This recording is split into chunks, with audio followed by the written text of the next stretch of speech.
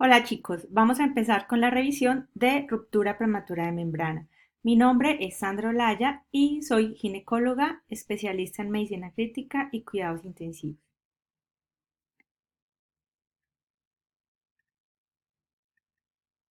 Vamos a hablar sobre la ruptura prematura de membranas ovulares. Esta es una entidad que se presenta de manera frecuente dentro de los servicios de ginecología y obstetricia.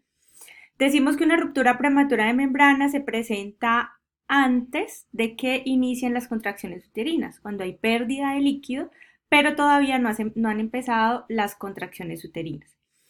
También la definimos una ruptura prematura de membrana pretérmino cuando se presenta antes de la semana 37 de gestación. Esta es una entidad que se presenta aproximadamente en el 3% de los embarazos. Del 0,5% se presentan antes de las 27 semanas, en el 1% de las 27 a las 34 semanas y en el 1% también de las 34 a las 37 semanas. ¿Qué es lo que realmente pasa en una ruptura prematura de membrana? Como vemos acá, esta es la conformación o cómo se encuentra conformada las membranas ovulares. Vemos acá la membrana plasmática que está formada por integrinas y por diferentes microfilamentos de citoesqueleto. Esto lo une la fibronectina y esta fibronectina está también eh, unida con fibras de colágeno. Vemos acá también el complejo de los proteoglicanos y cómo los polisacáridos y los carbohidratos están unidos con proteína conformando las membranas ovulares. Cuando la paciente presenta una entidad que llega a alterar la integridad de la membrana, se empiezan a activar lo que se conoce como las metaloproteinasas. ¿Qué van a hacer estas metaloproteinasas? Van a aumentar o van a generar la degradación de colágeno.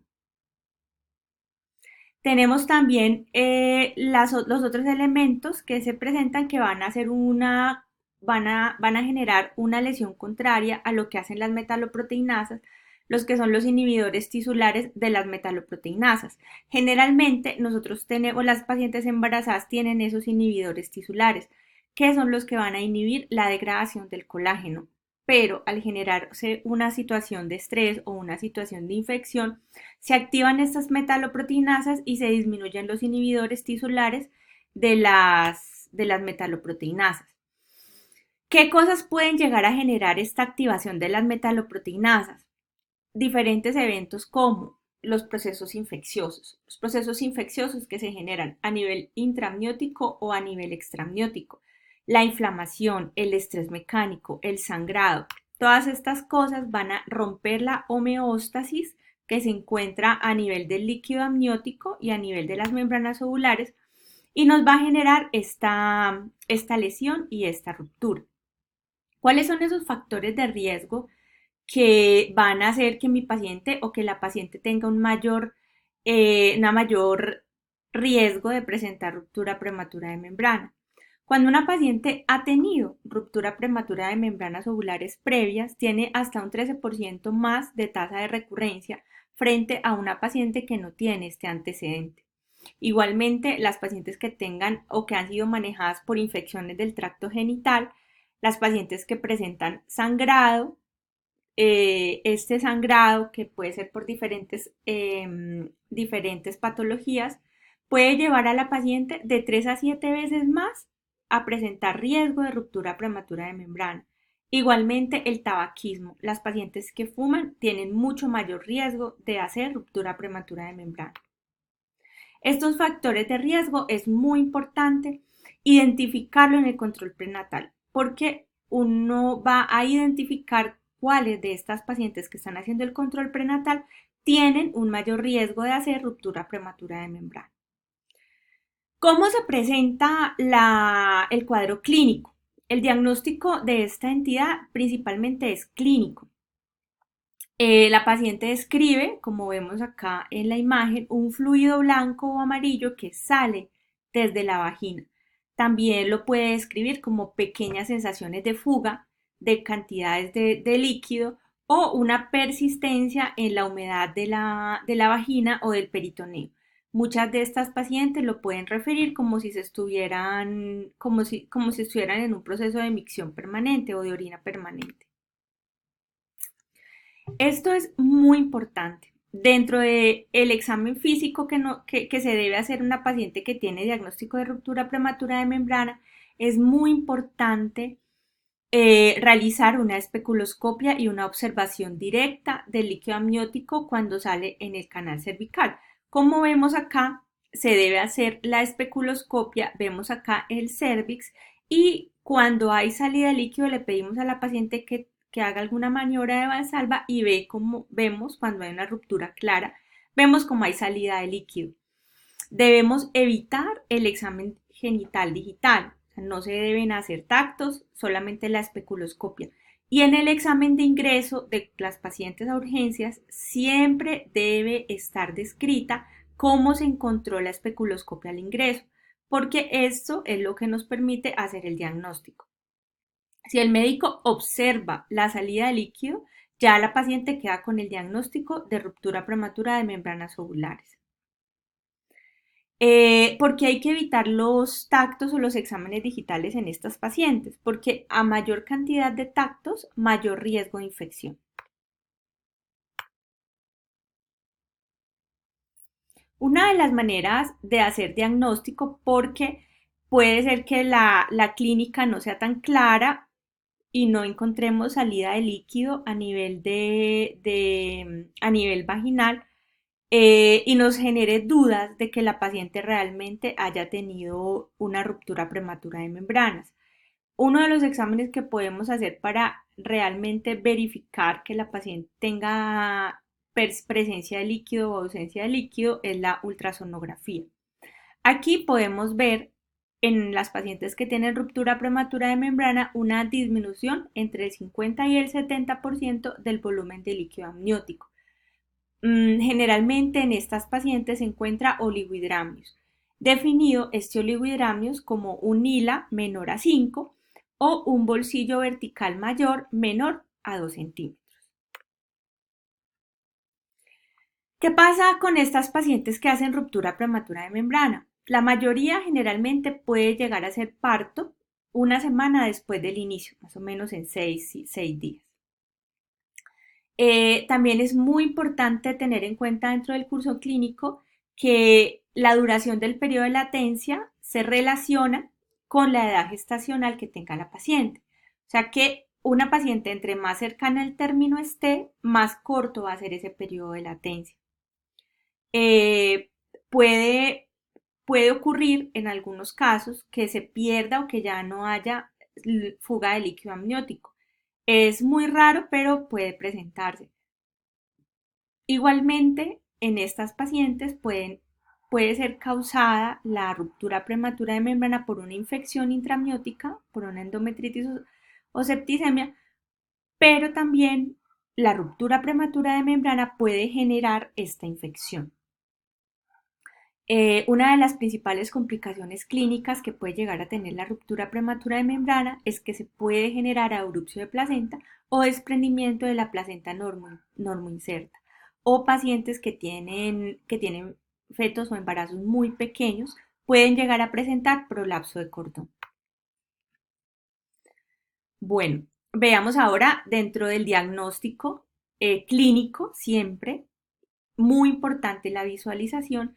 También las pacientes refieren que han tenido un olor como a límpido o algunas lo pueden referir como un olor a semen, pero cuando no tenemos claridad frente a eso, porque no hay una evidente salida de líquido abundante como lo espera uno dentro del diagnóstico, donde tú le haces una ecografía y la ecografía no es concluyente, tiene un hila muy cercano a oligohidramios, pero no es oligohidramios. Existen diferentes tipos de test de laboratorio para poder confirmar esta ruptura prematura de membranas. Dentro de esto tenemos la nitracina, el test de nitracina y el test de lechos. ¿Cómo se hace esto? Se mide el pH del flujo vaginal y dependiendo de ese pH nosotros sabemos si ha existido ruptura o no. Y en el test de los helechos lo que hacemos es colocar parte de la muestra que se encuentra a nivel del fondo vaginal sobre una placa y la pasamos sobre el microscopio. El problema con el test de los helechos y con la nitresina es que puede haber falsos positivos. En el test de los helechos por la presencia de moco cervical. Acá vemos cómo se vería un test de los helechos positivo, pasada por el microscopio. Existen otros tipos de test, como test comerciales, donde podemos identificar la presencia de algunos elementos que solamente se encuentran dentro del líquido amniótico. Estos test comerciales son utilizados ocasionalmente, son algo costosos, pero tienen una sensibilidad mucho mayor que el test de nitracina y el test de los helechos. Una de estas test comerciales es el AmnioSure. El AmnioSure mide el alfa microglobulina 1 proteína SENS.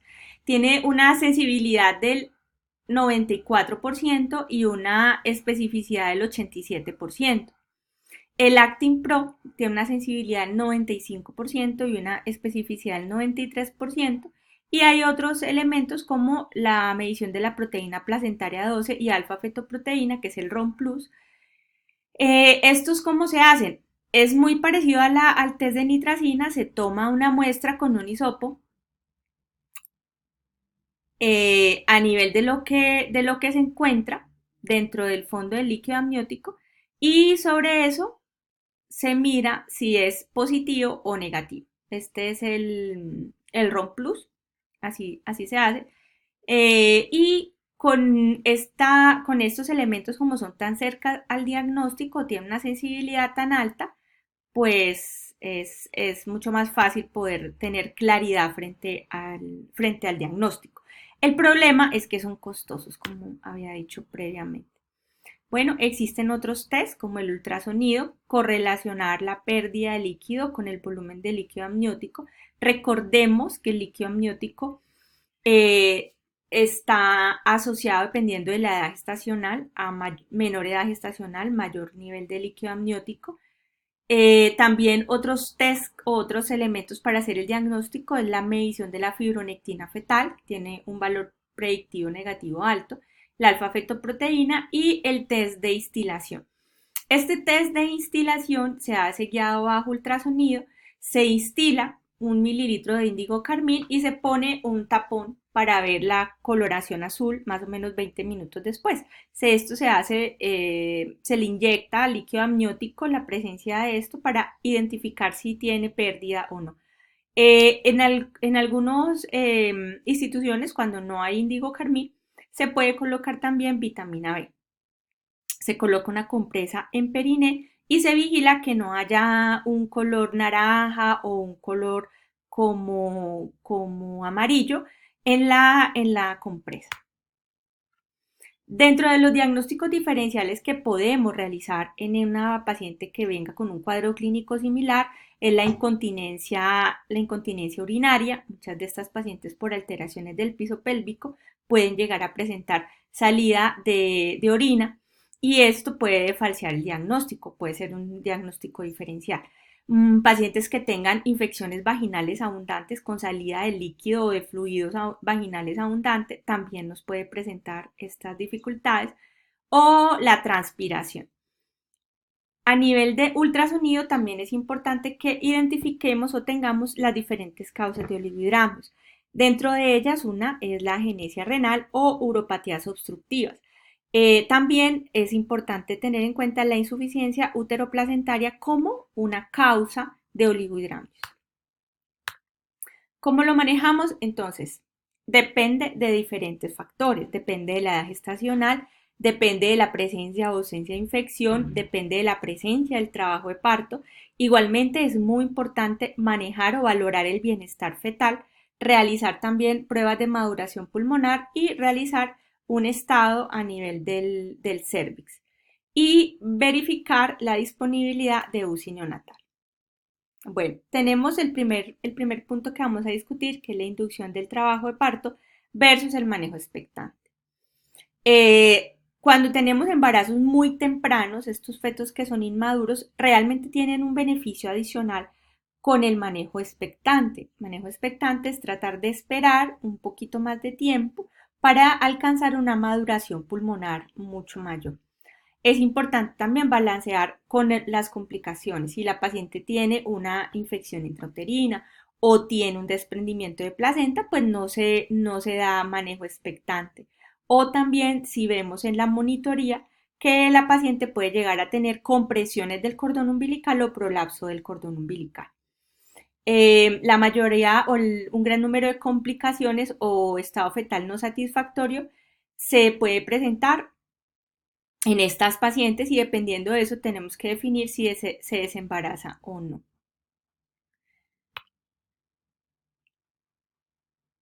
Dentro del manejo también tenemos la administración de corticosteroides. Eh, Hay varias, dentro del manejo generalmente se hace un manejo expectante hasta las 34 semanas. Hay algunas publicaciones que nos hablan que se puede dar manejo expectante hasta las 37, pero lo recomendado siempre es hasta las 34 semanas. La administración de corticosteroides, vemos que los administramos cuando tienen fetos entre 23 y 34 semanas. Definitivamente el colocar los corticoides a nivel fetal nos ayudan muchísimo para disminuir muerte neonatal, membrana hialina, hemorragia intraventricular, enterocolitis y disminuye también el soporte respiratorio ventilatorio que van a tener estos niños recién nacidos. Eh, Dosis de rescate única si la paciente tiene más de 34 semanas y ha tenido una dosis anterior, 14 días antes, o usted piensa que puede tener un parto en menos de 7 días. Y si usted puede realizarle algún test de maduración pulmonar y ese test en líquido amniótico puede sugerir en madurez pulmonar. ¿Cómo damos la terapia antibiótica profiláctica? Entonces, reducimos la frecuencia de la infección materna, retrasamos el inicio de parto siempre que empezamos manejo antibiótico. Generalmente esto funciona como una prolongación del periodo de latencia. El iniciar terapia antibiótica profiláctica nos disminuye el riesgo de coriamnionitis, el nacimiento en las 48 horas, igualmente la infección neonatal, el uso de sulfactante. ¿Cuál es el régimen que se recomienda? Acitromicina 1 gramo vía oral más ampicilina 2 gramos intravenosos cada 6 horas por 48 horas. Y luego seguimos este régimen con amoxicilina 500 miligramos vía oral 3 veces al día por 5 días. Si la paciente es alérgica a la penicilina, utilizamos clindamicina, gentamicina o acitromicina. También es importante tener siempre en cuenta la quimioprofilaxis por estreptococo. Si los resultados son positivos o desconocidos con parto inminente, se debe iniciar ampicilina 2 gramos intravenoso cada 6 horas por 48 horas. Y si el test es positivo, tratar de acuerdo al antibiograma. ¿Cuáles son las indicaciones para tocolisis en ruptura prematura de membrana? Solo y únicamente para retrasar el parto 48 horas y poder administrar los corticoides. Si usted tiene ya una paciente con un trabajo de parto avanzado que tenga más de 4 centímetros de dilatación, no hay que colocarle tocolisis porque ya ese parto va a avanzar. Tampoco es indicado cuando la paciente tiene signos de coriamnionitis o tiene un estado fetal satisfactorio o está en el contexto de alguna de estas complicaciones de la ruptura prematura de membrana. La progesterona suplementaria en ruptura prematura de membrana no es beneficiosa, no aumenta el periodo de latencia ni reduce la morbilidad perinatal. Bueno, hay diferentes estudios, ustedes van a encontrar algunas revisiones que nos habla sobre el cuidado en casa. En nuestro país no podemos hacer este tipo de cuidado en casa. Estas pacientes deben estar hospitalizadas hasta que tengan su parto. Igualmente se debe disminuir o se debe prevenir el riesgo de tromboprofilaxis mecánica y se debe limitar el movimiento de la paciente para evitar la permanencia o la persistencia de la salida del líquido. ¿Cómo hacemos el monitoreo materno? Entonces, como les decía previamente, una paciente con ruptura prematura de membranas puede generar también infección intramniótica. Dentro de esto debemos tener en cuenta y monitorizar los signos de infección. Signos de infección como temperatura, hipersensibilidad uterina, contracciones uterinas, aumento de la frecuencia cardíaca materna y fetal y cuando hacemos amniocentesis solamente cuando hay duda de infección. Monitoreo fetal. Se recomienda realizar un test de monitoreo diariamente o cada 2 días y si es no reactivo se debe realizar un perfil biofísico fetal. Dentro del seguimiento que se hace en el hospital, se hacen 2 pruebas de monitoreo fetal a la semana, intercalado con 2 pruebas a la semana también de perfil biofísico. El seguimiento de la vigilancia fetal se debe realizar con perfil biofísico. Algunas situaciones especiales, fluido con meconio, esto nos habla de altas tasas de coreamionitis, evaluar si hay signos de infección y si usted definitivamente sabe o ve que hay signos de infección, pues debe desembarazarla. Hay otro tipo, otras herramientas que están saliendo, como son los selladores de tejido, pero realmente esto necesita más estudio. Otra de los tratamientos que se ha hecho es la amnifusión, pero definitivamente tampoco tenemos resultados que nos digan si es útil o no. Y en embarazo gemelar el manejo es igual. El parto, una ruptura prematura de membrana no condiciona a que una paciente deba ser llevada a cesárea. Si la paciente cumple con las indicaciones necesarias, puede tener un parto normal. Tiempo de parto, pacientes hasta la semana 34. Si la paciente presenta ruptura prematura después de la semana 34, esa paciente se hace una dosis de maduración pulmonar, como lo hablábamos antes, y ya ha tenido una dosis previa y se desembaraza. Bueno, eh, ¿Cómo valoramos la madurez pulmonar? Se puede hacer un aspirado de líquido amniótico en vagina o amniocentesis para hacer un conteo de cuerpos lamelares o mirar, mirar si la relación entre lecitina y esfingomielina para ver si tiene realmente madurez pulmonar. Bueno, neuroprotección con sulfato de magnesio lo hacemos antes del parto, entre la semana 24 y 32 de embarazo. Se coloca infusión de sulfato de magnesio, pero esta infusión de sulfato se coloca aproximadamente 4 horas antes del parto. Eh, Se puede colocar de 4 hasta 12 horas, pero no más tiempo. Vía del parto, como les decía, principalmente vaginal. Si tiene madurez pulmonar y ya hay que iniciarle la inducción del parto, se puede iniciar oxitocina. No es favorable iniciar misoprostol, pero si el cuello está muy maduro, se puede iniciar misoprostol sublingual. ¿Qué hay que tener en alerta para futuros embarazos? Hay que recordarle a la paciente que tener una ruptura prematura de membrana te hace o te genera un factor de riesgo adicional para un futuro embarazo. Y vigilar la insuficiencia cervical en el embarazo que tenga más adelante por medio de ultrasonografía. Y pensar que si esta paciente arranca trabajo de parto o para evitar que arranque trabajo de parto, hacer un cerclaje cervical. Bueno, muchísimas gracias.